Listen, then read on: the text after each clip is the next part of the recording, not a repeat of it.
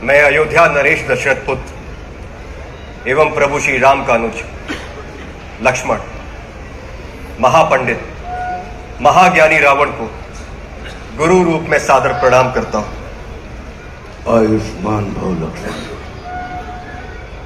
कहो, अपने जीवन की इस अंतिम बेला में मैं तुम्हारे किस हित की पूर्ति कर सकता हूं?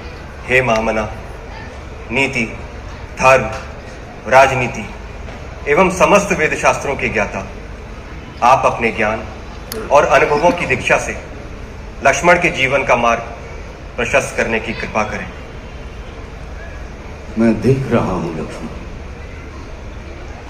कि तुम एक योग्य शिष्य की पात्रता लेकर उपस्थित हुए हो। अस्तु, मैं अपने जीवन के कुछ अनुभव तुमसे अवश्य साझा करूंगा। हे सुमित्रा नंदन, अहंकार चाहे सत्ता का हो या सौंदर्य का, शक्ति का हो या भक्ति का, धन का हो या धर्म का, वो बड़े से बड़े विश्व विजेता को नष्ट कर देता है। इसका प्रत्यक्ष उदाहरण ये त्रिलोक विजेता, विद्या विशारद, महापंडित रावण है। अहंकार में तीनों गए, कुल, गौरव और वंश। ना मानो तो देख लो इस रावण का। लक्ष्मण, रावण को अपने ज्ञान का अहंकार था और तुम्हारे भाई राम को अहंकार का ज्ञान था। लक्ष्मण, जीवन में सफल होने के लिए शत्रु दृष्टि और मित्र दृष्टि का भेद आना अनिवार्य है। मित्रता भले ही अपने समतुल्य या अपने से निम्न स्तर के व्यक्ति के साथ कर लेना, किंतु शत्रुता सदैव अपने से योग्य व्यक्ति के साथ ही ठानना, क्योंकि ये जगत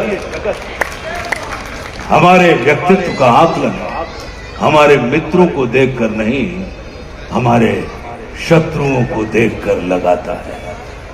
जितना बड़ा और गरिमापूर्ण हमारा शत्रु होता है, उतने ही बड़े और गरिमापूर्ण की ख्याति को हम प्राप्त होते हैं। देखो ना, इस जगत ने जो कुछ राम से जुड़कर प्राप्त नहीं किया, उसे रावण ने राम से लड़कर प्राप्त कर लिया।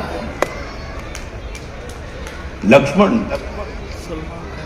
वे हमारे शत्रु ही होते हैं जो हमारे अंदर सुप्त पड़ी हुई ऊर्जा को जागृत करने का कार्य करते हैं।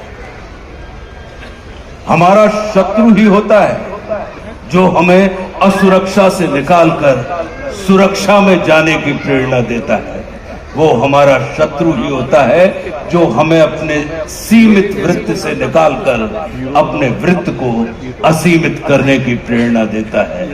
इसलिए शत्रु तिरस्कार का नहीं, नमस्कार का पात्र होता है।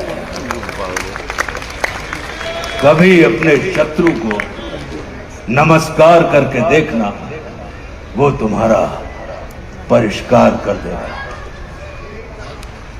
लक्ष्मण,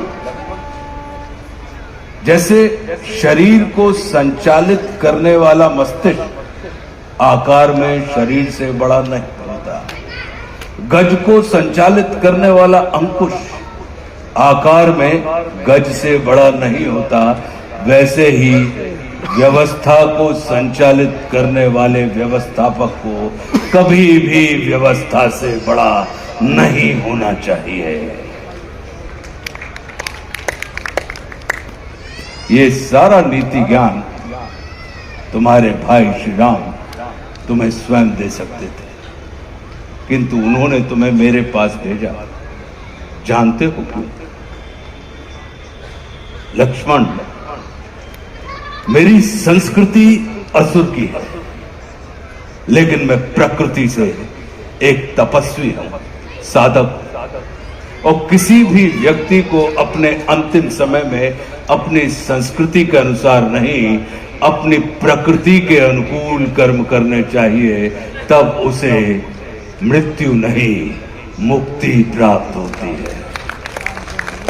और राम रावण को मारना नहीं, तारना चाहते हैं। तभी तो उन्होंने मेरे अंतिम समय में मेरी प्रकृति के अनुकूल उपदेशात्मक कर्म करवाकर मेरी मुक्ति के मार्ग को प्रशस्त कर दिया।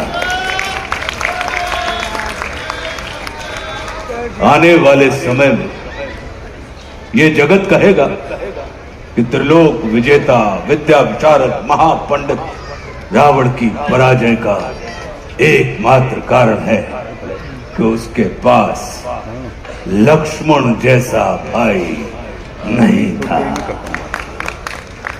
लेकिन इस जगत को यह स्मरण रखना चाहिए कि लक्ष्मण जैसा भाई प्राप्त करने के लिए व्यक्ति को रावण नहीं, स्वयं राम बनना पड़ता है। सदैव अपने भाई राम के अनुगामी रहना।